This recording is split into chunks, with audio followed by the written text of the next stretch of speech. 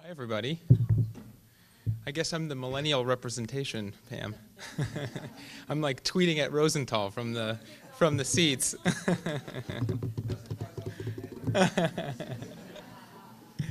Okay, so really excited to be here in Austin. Really excited to be part of a very distinguished panel and excited for our conversation. I thought I would get things going by doing a little audience survey about a few examples in recent memory that I think touch at this very debate about what's the difference between journalism versus advocacy. So we're going to show a few examples and then just take a poll of the room and get people to raise their hands and say whether you think this is an example of journalism or advocacy. Sound good? So here's the first example. This was obviously a photo of the 3-year-old Syrian boy that was taken by a Turkish photojournalist back in September 2015, which really galvanized the world's attention to the Syrian refugee crisis. Many people said it was one of the most important photos taken in recent memory. So let's take a poll of the room. Who thought this was an example of journalism? Basically everybody.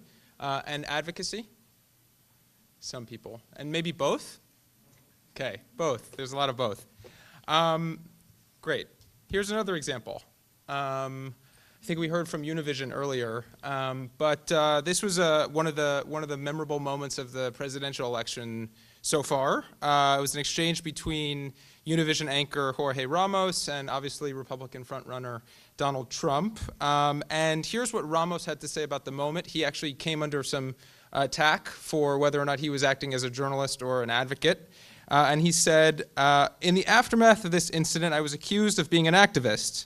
That's not the case. I'm simply a journalist who asks questions. And journalists have an obligation to take a stand when it comes to racism, discrimination, corruption, public lies, dictatorships, and human rights violations.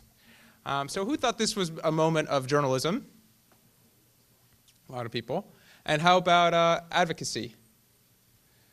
Cool. A little bit more mixed on that one. And maybe both?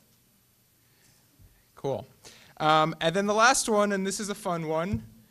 People probably remember this moment. This is, of course, John Oliver's very famous Donald Trump clip.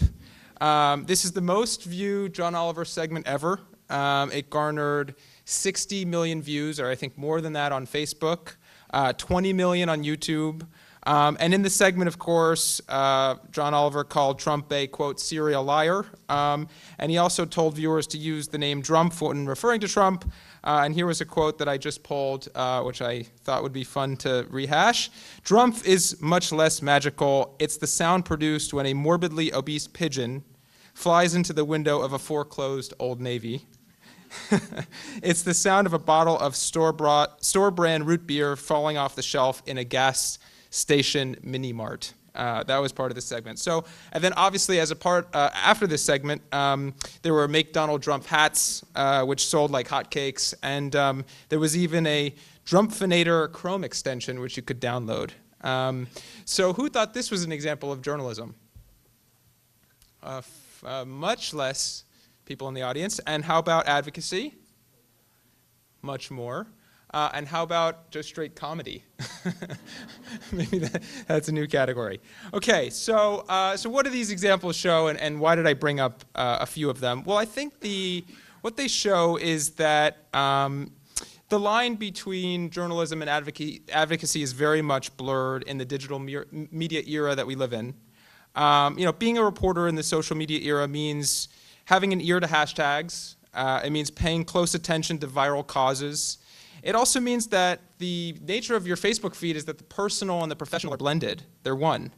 And it means that a focus on shareability, right? So shareability by its nature is emotional. Shareability in a way is advocacy, right? You share things because you really agree with them, or you really disagree with them, or you want to get your friends outraged about something, or you want to get your friends to band together against for something. So Facebook, of course, by nature of being so much about shareability, complicates the nature, I think, of what a modern digital journalist is. So all that being said, reporting very much still matters. Mike my company, exists in a distributed landscape. So we're always thinking about how our content lives across platforms. Our journalists use Facebook Live when they're going out to rallies. They use 360 video. They are thinking about Tumblr. They're thinking about Instagram. They're thinking about Periscope. And every new platform, they're thinking about Snapchat. So living on these platforms means that, again, we live in a world where the line is very much blurry between advocacy and journalism. But I've always seen our role as asking the tough questions and reporting on important social movements, but not going the extra step of getting people to sign up for causes or sign petitions.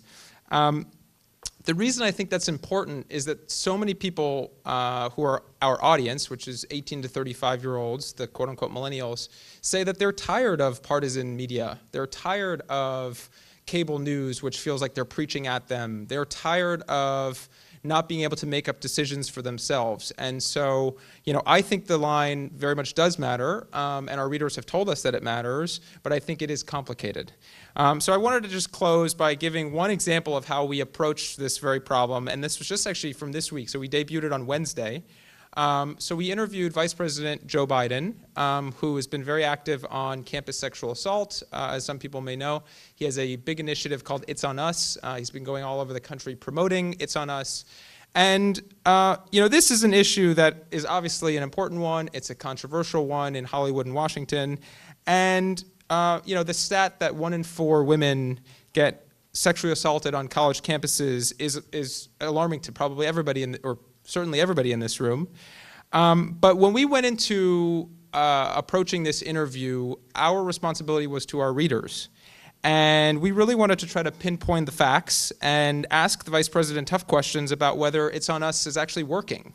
So we went in trying to hold him accountable for what the program is and if it's working and if it's effective, rather than trying to be a distribution platform for the White House for an issue that obviously our readers care deeply about.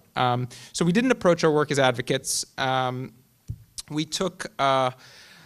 job was to take a hard look at the facts, and that's true even though we had a very distributed strategy when it came to putting this package together. So these are just a few examples. I'd encourage everybody to go check out the video, and we had a whole series of really, really great reporting. But this all lived across social, right? This lived on Facebook, this lived on Twitter, the videos lived on Instagram, on all these platforms, and we were really, really, we had a lot of big discussions internally about, even though this is an issue that we know most of our audience is really, really upset about, and that our strategy was living on social, we were careful to make sure that we felt like we were really asking the tough questions rather than, as I said, just promoting the initiative. So we're really proud of that. With that, I'm going to wrap it up. I'm really excited for the discussion, and thank you all for listening.